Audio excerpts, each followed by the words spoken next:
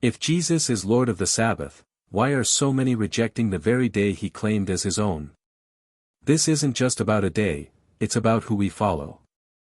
So let's talk about the day Jesus never changed, but the world tried to replace.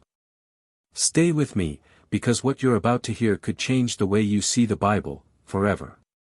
Matthew 12 verse 8 says, "The Son of Man is Lord of the Sabbath." Jesus didn't say this about Sunday or any other day. He called the Sabbath his. Not Moses. Not the Jews. It's a divine claim to ownership. And if Christ is Lord of the Sabbath, how can anyone else lay hands on it or try to change it? Some say, all days belong to God anyway. But that misses the point. God created all days, but he blessed and sanctified only one, the seventh day, Genesis 2 verse 3. That word, sanctified, means set apart for a holy purpose. You can't make all days holy any more than you can make all women your wife. Holy means chosen. Genesis 2 verses 1 to 3 shows that the Sabbath didn't start at Sinai. It began in creation, when God rested, blessed, and sanctified the seventh day.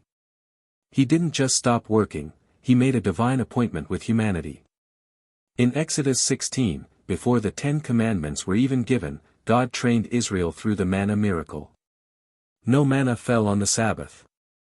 And those who disobeyed were corrected.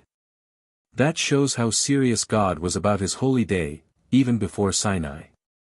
Some argue that Deuteronomy 5 verse 15 ties the Sabbath only to deliverance from Egypt.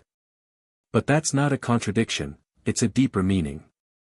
God gave two reasons for the Sabbath: creation, Exodus 20 verse 11, and redemption, Deuteronomy 5 verse 15. One day. One covenant. One Savior.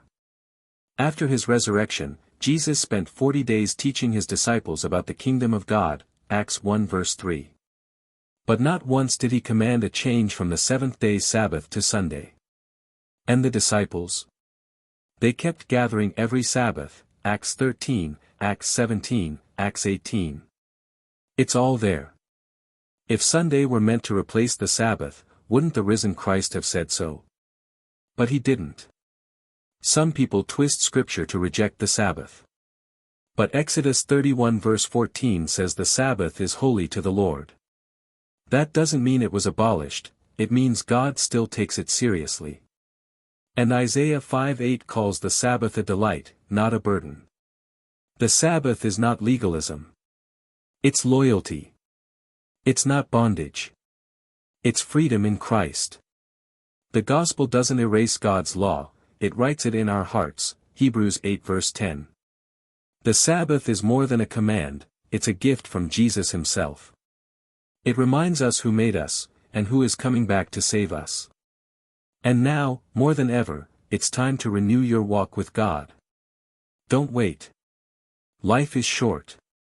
Eternity isn't. Will you honor the day Jesus calls his own? Or follow a tradition he never blessed?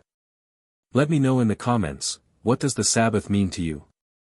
Like, share, and subscribe if you want more truth straight from Scripture. Truth isn't always popular, but it is powerful. Because when Jesus says something is holy, who are we to say otherwise?